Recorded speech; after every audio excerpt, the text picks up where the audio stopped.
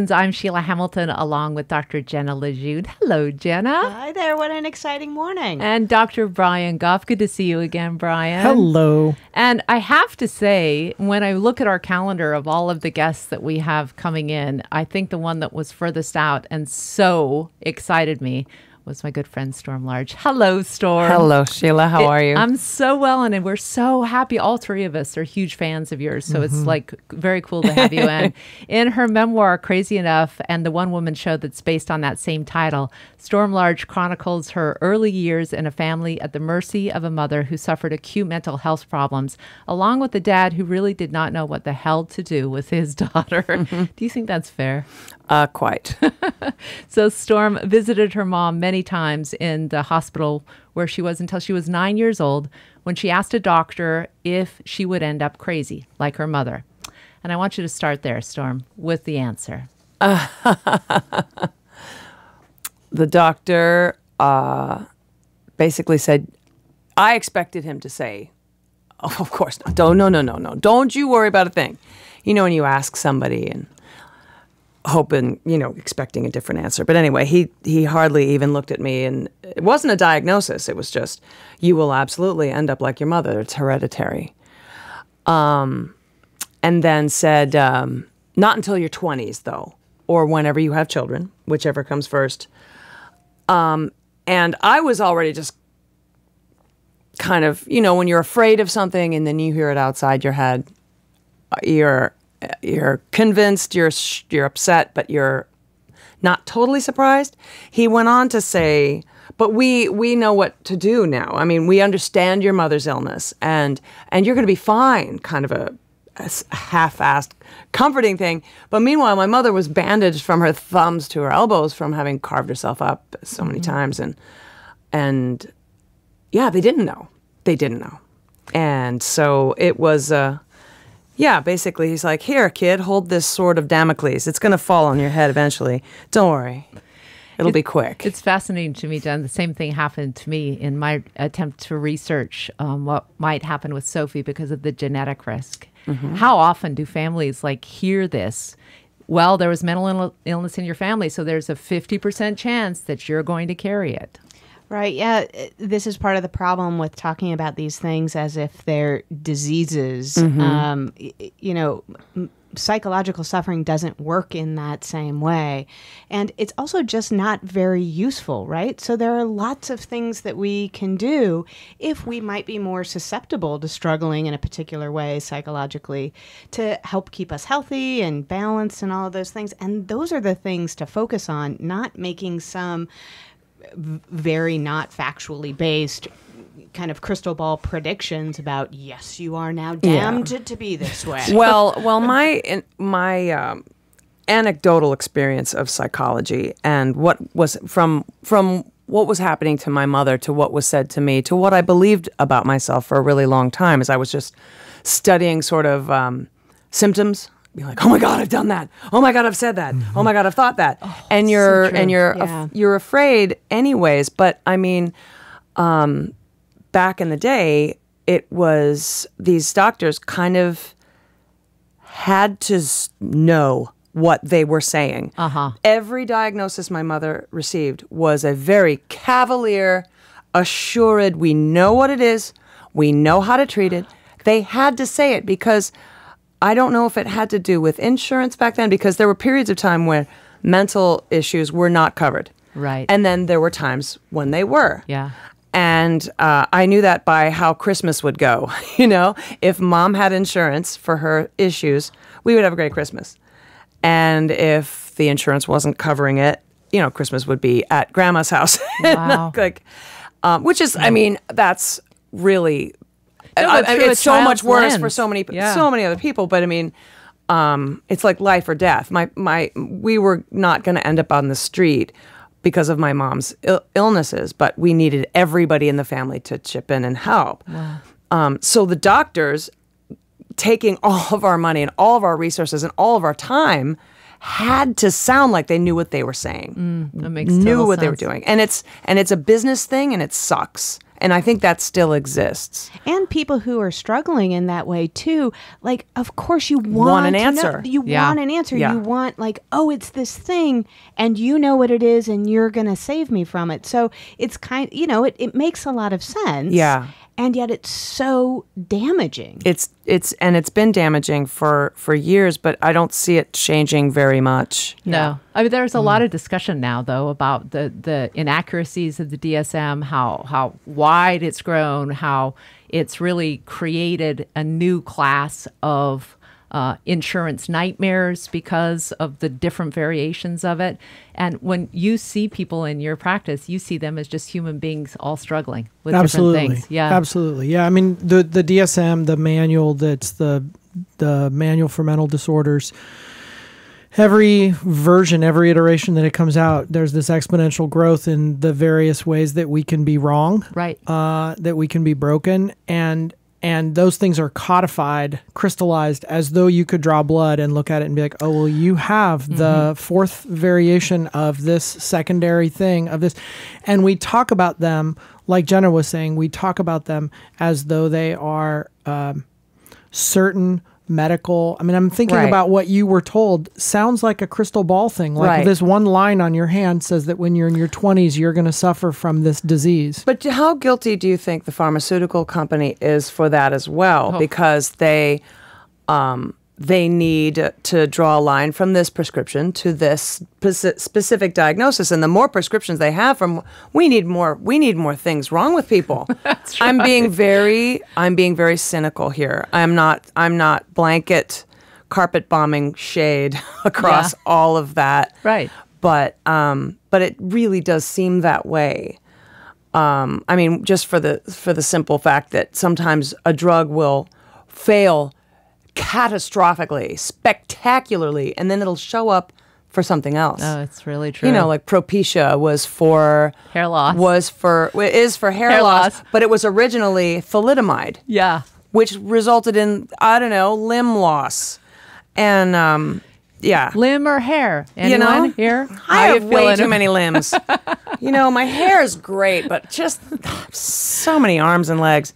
So Storm went on, despite the doctor telling her that she was going to be mentally ill, really one of the most prolific creative geniuses that I know. A musical performer, a fierce activist for LGBTQIA, a women's reproductive rights activist. She's a member of the internationally famous band Pink Martini.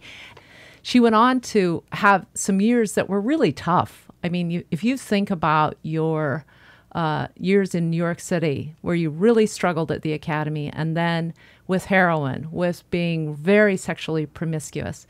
Do you tie it back to that doctor telling you, well, you're going to be crazy? I do, because my evidence of crazy was really the only woman in my life, my mother. And my mother was physically very small, a very petite little thing.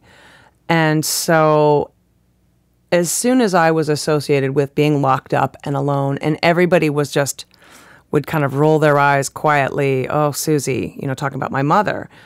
And my mother was always crying and always trying to die and always like needing so much that everybody pulled away. And so I was like, I have to be the opposite of that. So I'm never going to cry. I'm never going to cry. I'm not going to be weak. I'm not going to need help.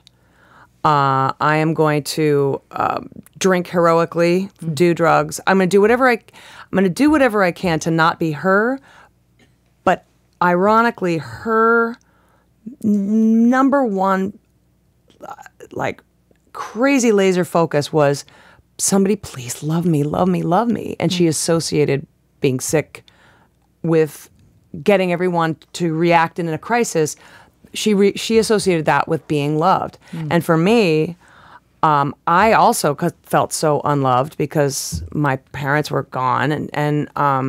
So my number one pursuit was to feel loved as well. But I went about it in a much more muscular, really reckless way. In a way kind of, I mean, you could call it somewhat masculine. I just went boldly out into the world and was like, you know what? Go ahead and fight me, bro. I will out crazy you. Yeah, I love You that. know, I will out screw you. I will out drink you. I will survive all this. Wow, beautiful. Suck it. Her one woman show is the 10th anniversary, and crazy enough, are there any seats left at the show? I don't know. Yeah, I don't think so. Yeah, it's a short engagement because I've got such a really heavy touring schedule, but honestly, I wanted to revisit it. Number one, kind of selfishly, I wanted to revisit it to see if I could do it. You know, I was 40, and it almost killed me. Yeah, because it ran for 5 months straight, and now I'm going to be 50, and it's a short run, but it's also I'm in a healthier, different place, and want to see how I viscerally respond to revisiting myself. that's a beautiful thing. Can we hear a song from it? Sure. This is the first song I wrote when I finally agreed to do the show. Before I named it, it was like the sad stupid idea that a sad story can be cool.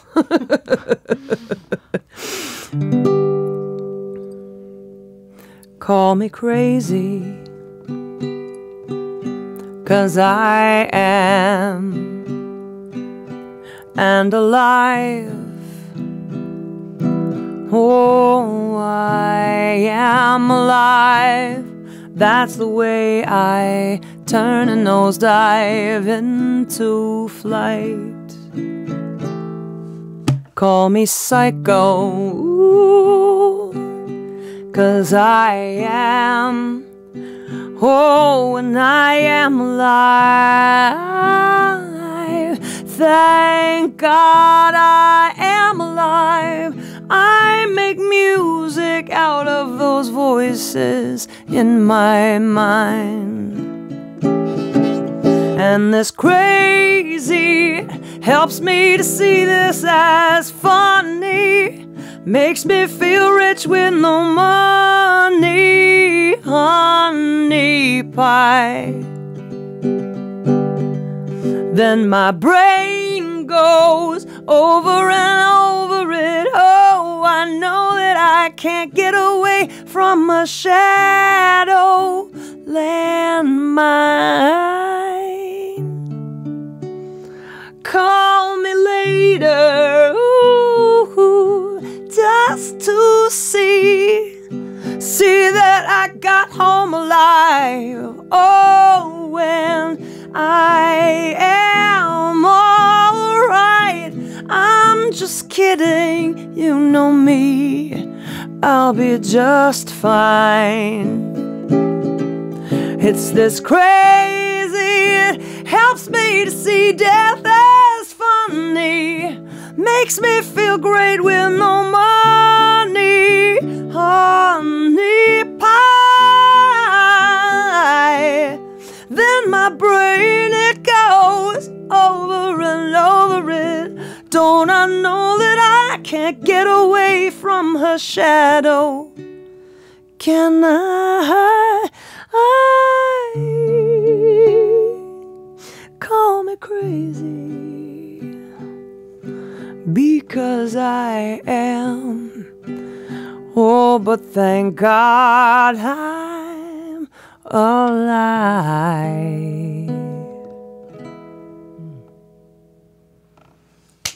This is our first live audience here at Beyond Well with Sheila Hamilton, welcoming all of our friends and some supporters today. Brian, what did you hear in the lyrics of that you just love? I mean, part of it for me is if everyone thought about the things that they think are their weaknesses and they turn them into like, oh, that's my vulnerability. That's where I'm really feeling. Maybe there's something there to draw on creatively, magically, like you do, Storm, every single song. Well, I mean, hopefully you do. The point for me is always just like, does this sound like BS, or does this feel genuine to me? Yeah. And it's very, it would be a lie if I said I always felt that my potential whatever illness was a strength. But you hit the nail on the head with vulnerability, because that was my biggest fear for forever, was to cry on stage, was to be weak. Yeah. But as soon as I found my vulnerability on stage one time, quite by accident, I realized it was the most powerful part of me. Yeah. Yeah. As an artist and as a performer, because to be vulnerable like that, to be lit, electrified, big, mighty, sex pot, muscle bound, tough ass MF, on stage, and to crack open, absolutely in kind. Everybody cracks open, and there's a huge healing that happens, and it's the same with storytelling, as you do, and as we share. Yeah, what I just sitting here watching you sing that song, there is there's like a reclaiming of some of those words, like crazy and psycho. And what I heard was, instead of me running away from who I might be or who I might become or the stuff that I feel, I will not run from me. This is me. I feel this. I'm alive. And honestly, the saddest and sickest I've ever been, and the saddest and sickest I've ever seen anyone, is fighting that, fighting who they are. And yes, maybe there are aspects to some mental illness that is very dangerous, and needs to be like healed and talked about and worked on. But for the most part, there's a lot of nuance, and people are just trying to keep it together, be normal, and compare themselves to what they perceive as normal. But I mean, I used to be, I still sort of am, a super dork about true crime and serial killers and stuff like that. And what do they all say about the serial killer when they found out he's been collecting human ears for his whole life? He seems so normal. He was so normal. He was the most normal guy you'd ever want to meet. Yeah. So true. Don't be normal, man. Don't embrace it. You just figure out who you are, figure out who you're not, and be and not be. Don't run away from it. Yeah. The first time that I ever saw Storm, I'd moved to Portland, and I was in a yoga class, and I'm sitting like I'm a very bad yoga person. Like I attempt to try to do yoga again and again, and I can never really do it. So I'm a constant beginner. But this woman walks in, and because this is a podcast and people aren't going to be able to see you, Storm, you present as like an Amazon queen. And she takes off her shirt, and there's this tattoo from like shoulder blade to shoulder blade that says lover. And I read the story behind your tattoo, and you will have to share it. It is so good. It's so good. Well, it's just when I lived in San Francisco, I was kickboxing, and not just at a gym for exercise. And I loved it, and it was really cool. It was this gritty, dirty gym full of like gang guys and reformed gang guys and like hardcore dudes. And I wasn't anyway, actually sparring and fighting and connecting, but I was just, learning.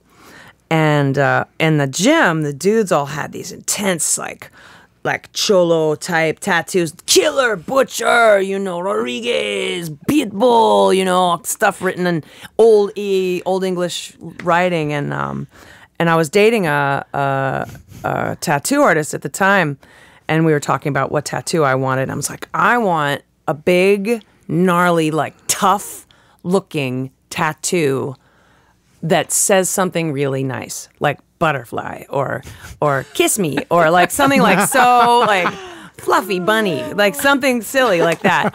And then I thought, my boyfriend George at the time was like, well, what do you think?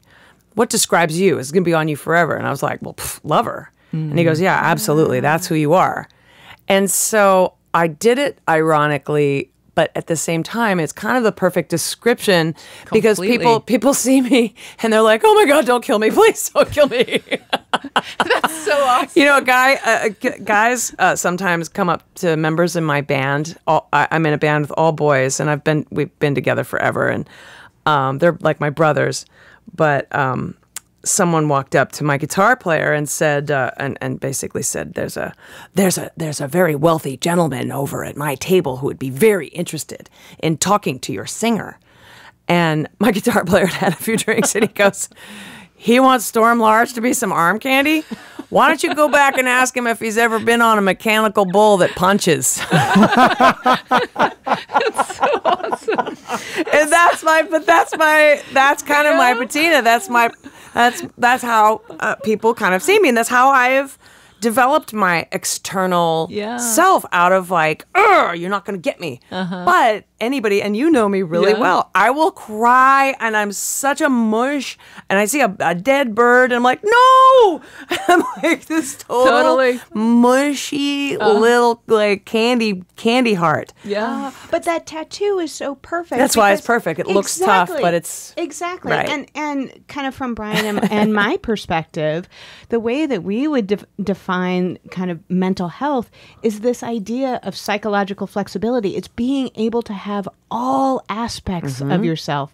So you can have the badass kind of tough script. right. And also be that lover. Yeah. And I love that. That's So great. beautiful. Do what works in whatever context you're in. So you said that your next tattoo is going to be on your sternum. Very painful, by the way. I Yeah, heard. the but ribs are the most going painful, to be but- follow the yes or just yes? It's going to be yes over my heart, because that's just been my motto since I got healthy, since I got off drugs and really started to embrace all aspects of me, including the things that seem to contradict themselves or whatever.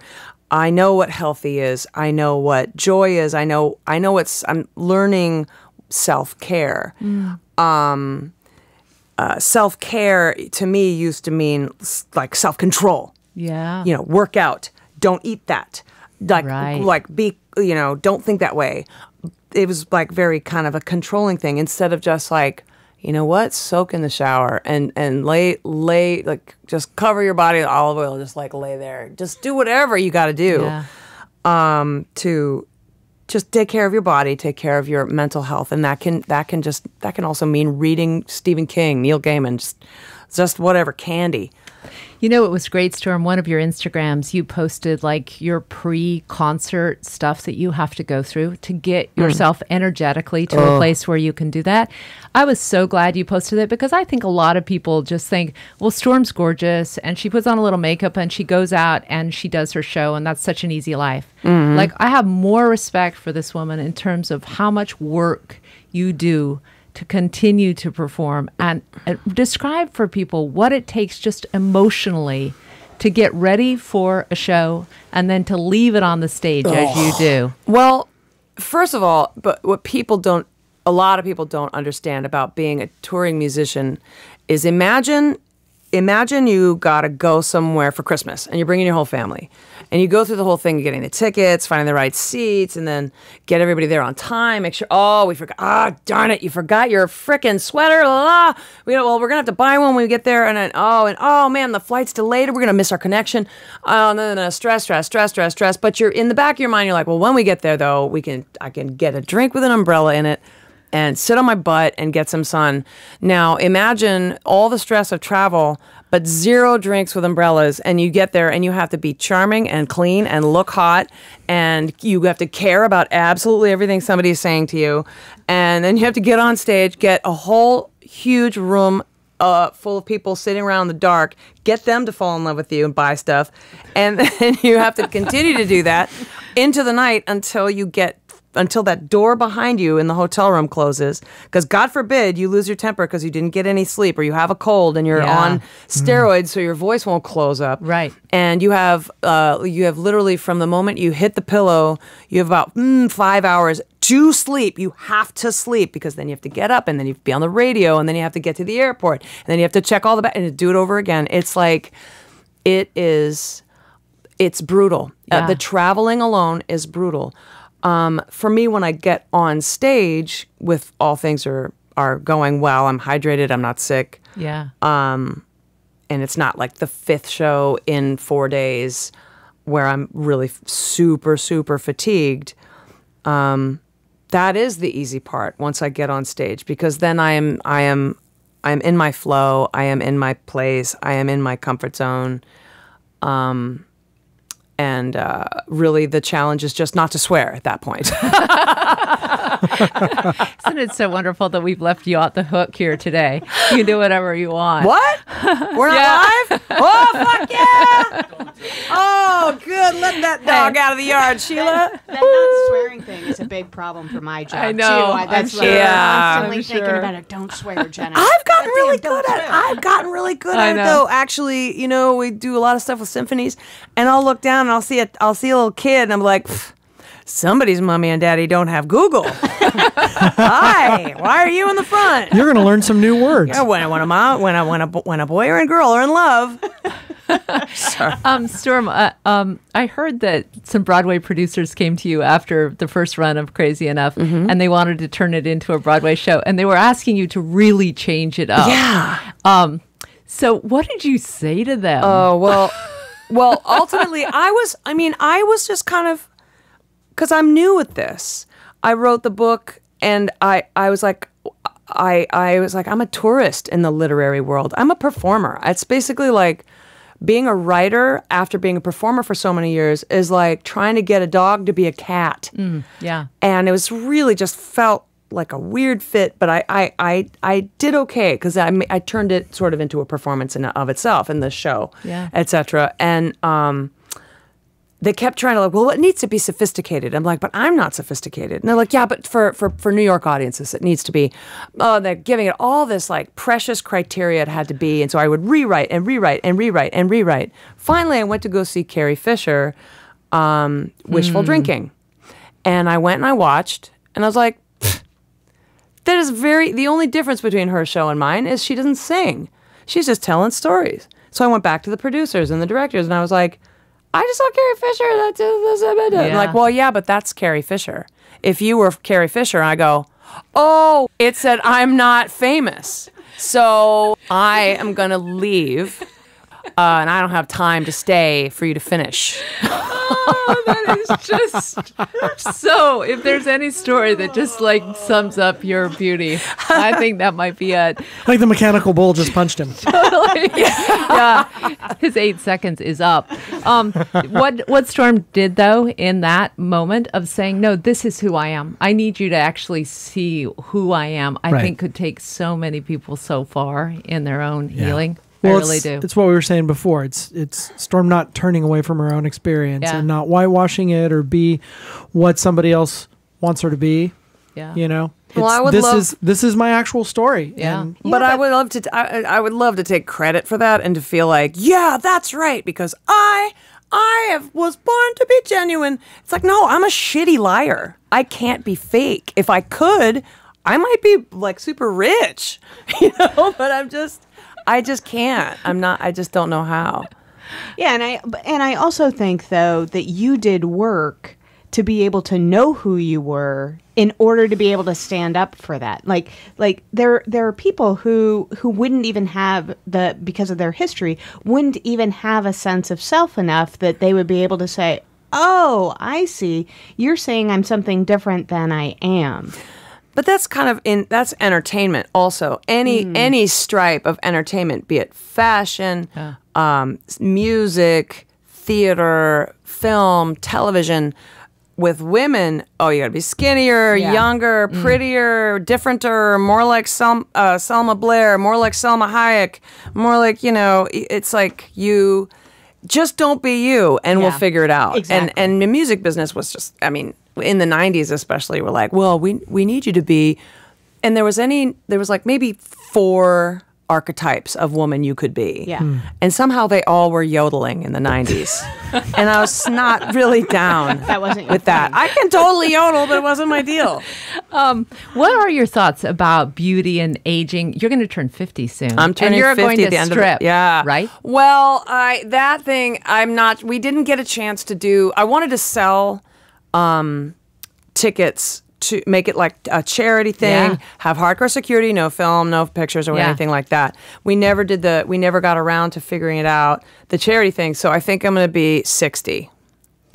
Well, I'd still come to see you strip. I'm at gonna strip 60. at 60. That's about when I'm gonna start like folding up the tent and not, not touring as much. So I think I'm gonna launch my porn career right around there.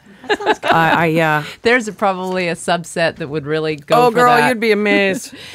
So, one of the very interesting things that I think about Crazy is at the end of your journey of doing it, you said that it completely hollowed you out. Oh, yeah. You lost a ton of weight. You were emotionally so drained. But do you feel in some ways that in doing this, it was the journey that you needed to do to reconcile the story of who your mother was, of who Storm is? You know, it was weird because 10 years ago when I was doing the show,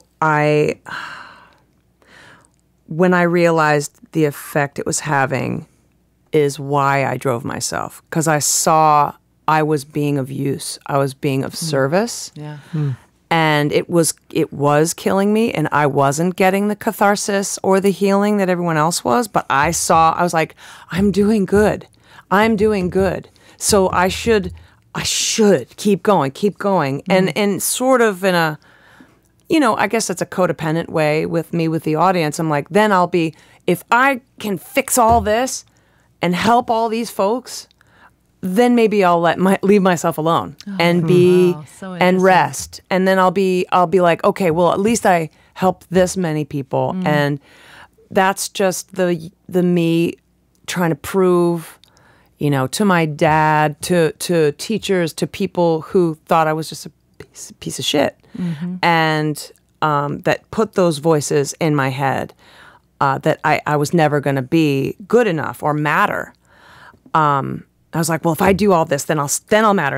And that was the lesson, really. I started fainting. My hair started falling out in handfuls. But this was after the show wrapped. Like within that month, I fell apart and had really bad anemia and adrenal failure. And so I needed to experience that to know, yes, you can actually work yourself to death. Yeah. You literally can. So how about don't? And so that's why this show has been requested for the decade from everywhere. And they've wanted to film it, and they've wanted to animate it. They wanted to buy the rights, and they wanted to blah, blah, blah, blah, and make it a TV show. Yeah. And I was like, no, I can't. I got to do it again. I have to not slay the dragon, but just sort of do it for myself. Wow, beautiful. Do you guys have any other questions before she sings us out? Jenna? No, it's just such a pleasure to hear about your journey, and just it's really inspiring this way that you talk about sort of owning your own experience and process. And I love this piece of when you're doing something, if it's about, oh, I don't want to feel worthless, or I want to prove them wrong.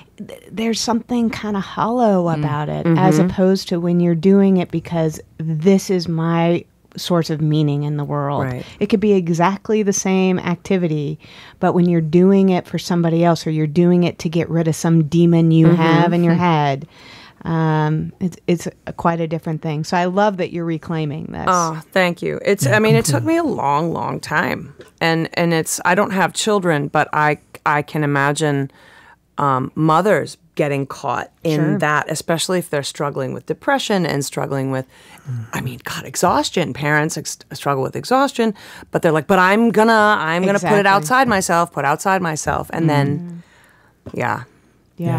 I'm excited to hear you play. I wanted to say something really quippy about live large or something like that, right?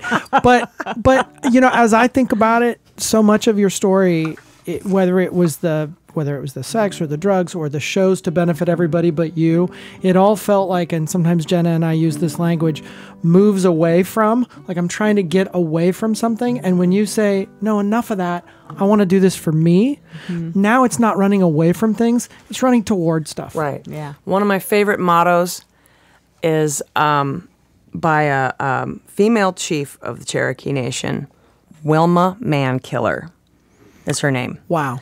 And her motto is be the buffalo. Be the buffalo is when a storm is coming over the plains, cows will run away to get away from the storm. Buffalo run towards it to get through it faster. so they know they can't avoid it, but get through it.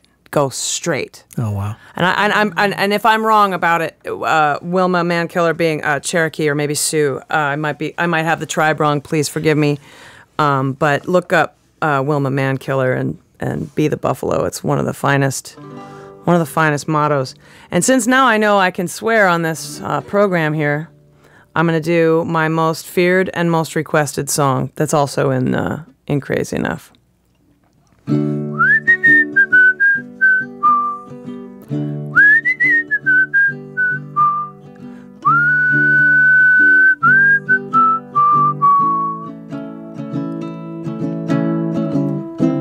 All of my life I've never fit, but I won't complain and I won't quit because I am enormous. Get used to it. Yeah, man, everyone tells me I'm too much. Well, maybe it's just you're not enough for me. Oh, can't you see? I'm the kind of woman I'm supposed to be. Did I mention that? My vagina is 8 miles wide. Absolutely everyone can come inside. If you're ever frightened, just run and hide. My vagina, it's 8 miles wide. Ooh. Oh, come on now.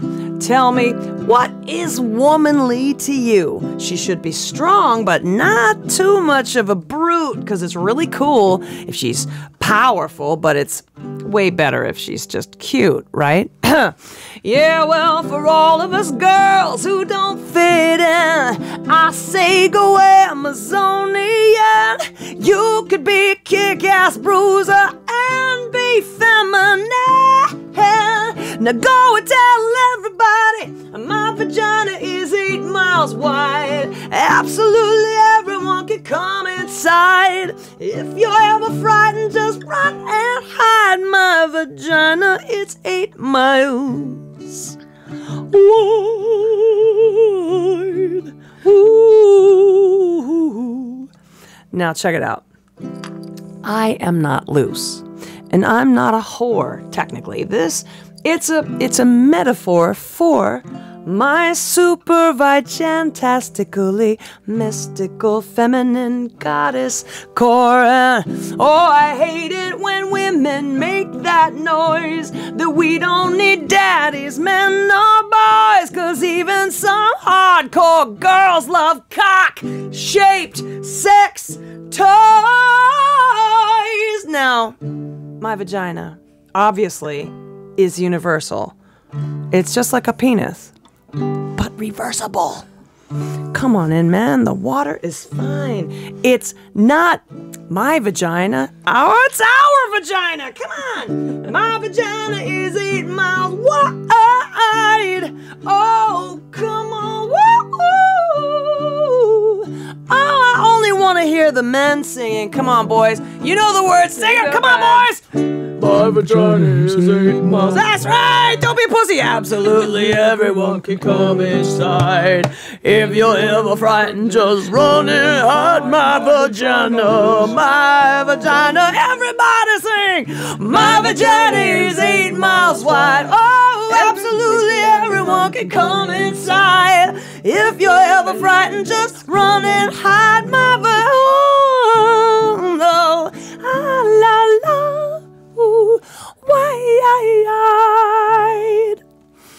Wide.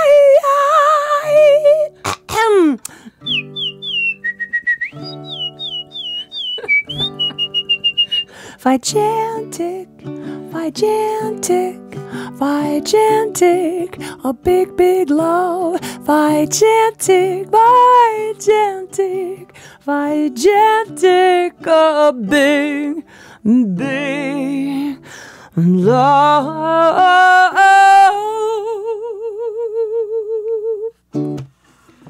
Oh, man. Thank you, I guys. never get sick of that song, ever.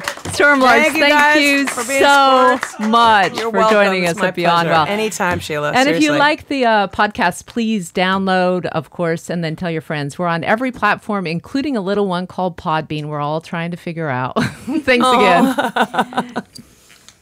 Thank you. Yeah. Thank you, guys. Thank you so much. Thank you guys for singing. I'm so glad you told me because I was like, it's like, what am I gonna play? All my songs have swears. Oh no, that was such a classic yes. song. And you know, actually, the older I get, like the more I click back for the meaning, it becomes more powerful, more feminist, more beautiful. Like it's really. It's funny because of what I originally wrote it as sort of a fuck you to exclusionary feminism. Yeah. When I don't know if it was third wave or fourth wave or some wave was fucking telling me that I was some. There's been a lot of self-flagellation on the left. Oh, I got attacked the other day. I was introducing, you know, my song for the marriage equality, Stand Up For Me. Yeah. I was introducing the song and I was saying, you know, I just had this meditation about love and how, you know, all of mankind is praying for love and wishing and for love, and I just wondered what does love want from mankind? And I sing the song, people are like, oh, it's so beautiful. Someone came up to me and was like, Storm, you know, people look up to you and you really need to be careful about what you say. And I said, I support gay marriage. And she was like, oh no, I'm not talking about that. And I was like, okay. She goes, you said mankind. Oh, jeez. And I'm like, oh, so obviously I secretly meant Hitler. So what the fuck? I go, but do you realize that what you know what I meant? Of course. Right? It wasn't just mankind. No one with an icky vagina, though. Yeah. Ew. Not for them. Not me either. Just the penises. Just them because they stick out and because it's God's plan. It's God's antenna is the cock.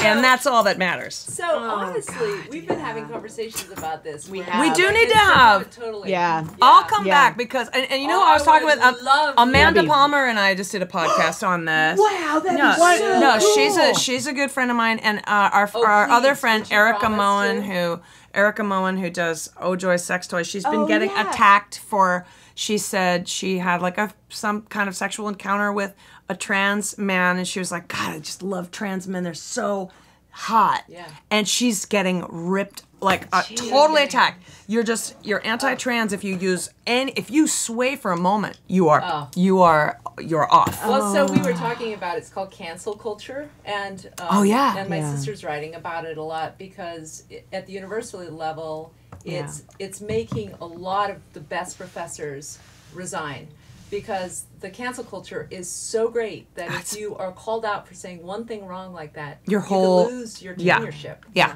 And so the whole idea is within friend groups, people are canceling friends forever for one wrong tweet, for one wrong saying. And not even a wrong thing, but Right. something you perceive as being wrong about I what really want to said. do. Yeah. I want to do a podcast on cancel culture. I really do. I think Because it's that's so how important. the right is like, they might be infighting, but they are goose stepping to the finish line with all of us going, I'm sorry, Yeah. I have zero tolerance for hate speak. I'm like, what did I say? You said albatross. They're not called albatross anymore. Yeah. They're called big bird of whatever color they want to be. I know.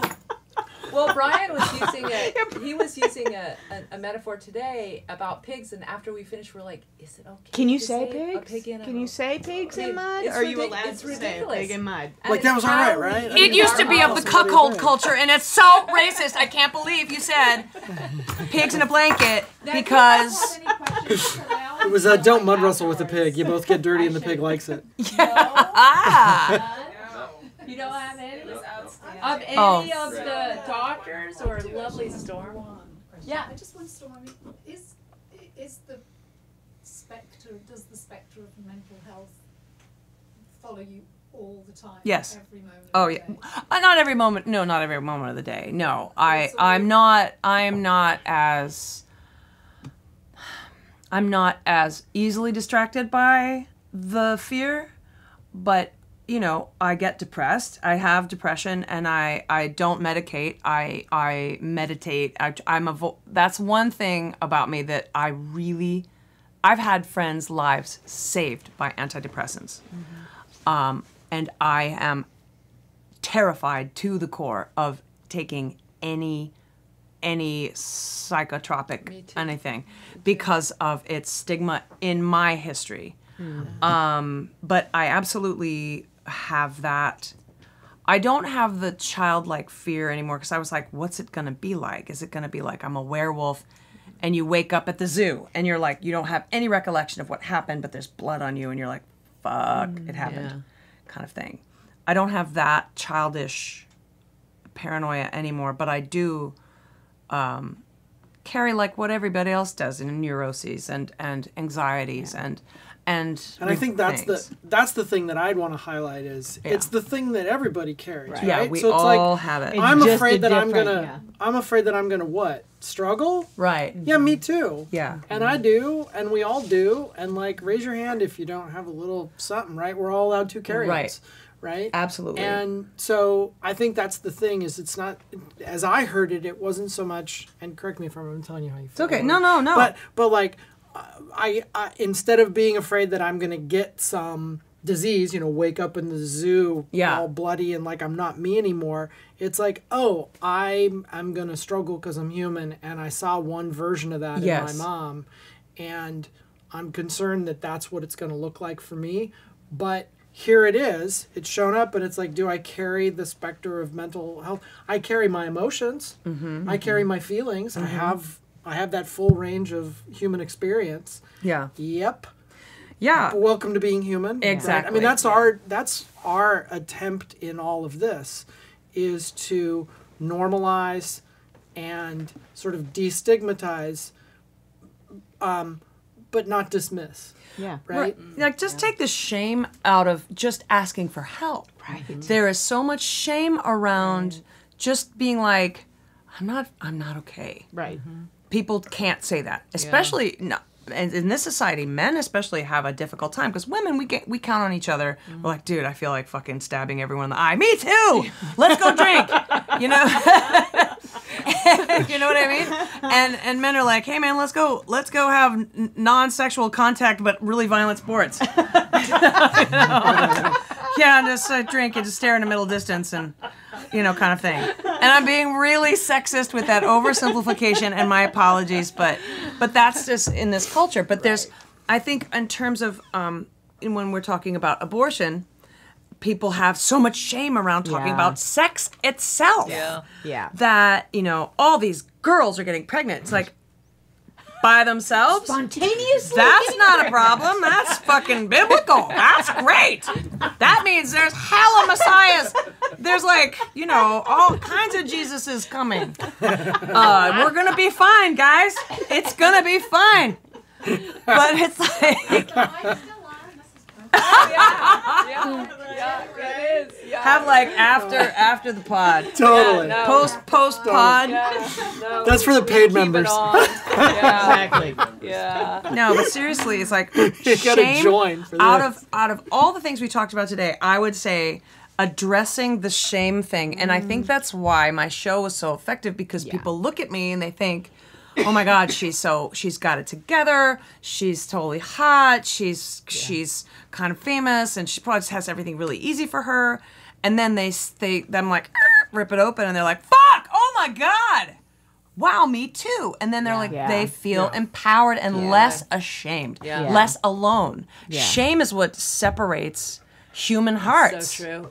One of the transcripts that I read was when you were with a group of high school kids and nobody was owning up to doing heroin or doing any kind of drugs or having problems with sexual violence. Nobody was owning up to anything. And Storm comes in, and the principal is expecting her to start speaking, and instead she's on the floor with like people just talking. And suddenly, like, all of the kids are saying, yeah, I'm addicted. Right. Yeah, I'm suicidal. Yes, I'm this. Yes, I'm that. Like, the power in having someone who comes and brings her whole self and her whole story. Well, and the thing I so love about your messages, because so often what we hear from folks who are in the limelight is, well, I used to suffer. Right. And then I figured it out. Oh, yeah, And now I don't. And like you being able to say, oh no, I still suffer. I've just learned how to have all of my experience and not try and run away from it with all of the other things. Well, it comes with age too, but also I think in the last 10 years, mental illness has become way easier to talk about. Yeah. Yeah. And thank God. And you have been one of the main pioneers of that. And thank it's you. it's so helpful that people, even with just like just something they think is a little bit weird about them, and they will create such agony around the one little thing. Yeah. I know. And create an entire new pain pattern for themselves. Absolutely. That they're medicating with bad behavior that bleeds into their family and into their community. It's one of the one of the things I love most about my job, and Brian, you probably have this experience too, like people will come in and sorry about my back there. People will come in and they'll say, I have this really, really terrible thing that I'm the only one in the whole world. And it's like, oh no, like what flavor of normal is this Tuesday? Like and yet people sort of think nobody else struggles in this way. Now, the last time I had a therapist, he was a very, very busy guy, a friend of a friend, and he made time for me because I was in this really heightened, I'd been touring nonstop, I was exhausted, and when you're really tired and when I'm touring a lot, I start drinking more and you're emotionally raw and so he said, okay, so we have an hour, why don't you tell me just off the top of your head what you think you can get out of therapy right now? And I said, I'm afraid I'm a narcissist. And he laughed and he was like, okay, why do you think you're a narcissist? I'm like, I really care about what people think. And he goes, okay. This is only going to take like 5 minutes. I know, right? And he goes, okay, so tell me why else. I go, well, I'm a musician. And so my whole life is about like impressing people and being attractive. And I'm very externally motivated and my inside, I'm so lonely and so sad and so tired, and I think it's narcissism. And he's like, okay, let's see. All right, what time is it? All right. First of all, narcissists don't think they're narcissists. First, let's just get that off the table. And I was like, what if I have you fooled? What if I have you fooled? I am very charming. Wait for the DSM-6, because there's a narcissism that admits it. We're going to come up with which one? I mean, how do you know? I could be totally psychotic. Oh my God. And he's like, no, I'm pretty sure. He's like, first of all, the friend who recommended you has zero tolerance for that kind of behavior in any way, and so anyway, let's get to the bottom of it. And finally he admitted, he's like, okay, well maybe you can have a narcissistic wound. I'm like, no, I'm really fucked up. And he's like, okay.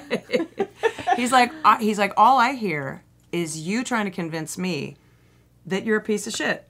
That's all you're doing to me right now, is you're trying to convince me. So who told you that you're no good? And I'm like, what do you mean? And he goes, well, think about it. And then it was quick. He was good. Wow. He's like, you're not a narcissist. He's like, but you have a very common, it's a common thing. There's a voice that you totally assume is the truth. Right. Oh, God. And he goes, but he did that thing, and I'm sure you guys have used this and heard it. Where's your proof?